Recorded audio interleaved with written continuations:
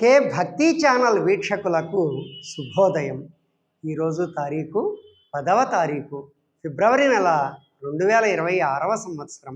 విశ్వావసునామ సంవత్సరం, ఉత్తరాయణం, శిశిర ఋతువు, మాఘమాసం, కృష్ణపక్షం, తిథి అష్టమి, ఉదయం 7:27 వరకు, తదుపరి నవమి, వారం మంగళవారం, నక్షత్రం విశాఖ నక్షత్రం, ఉదయం 8:15 వరకు, తదుపరి అనురాధ నక్షత్రం, వర్జ్యం మధ్యాహ్నం 12:40 నుండి 2:27 వరకు.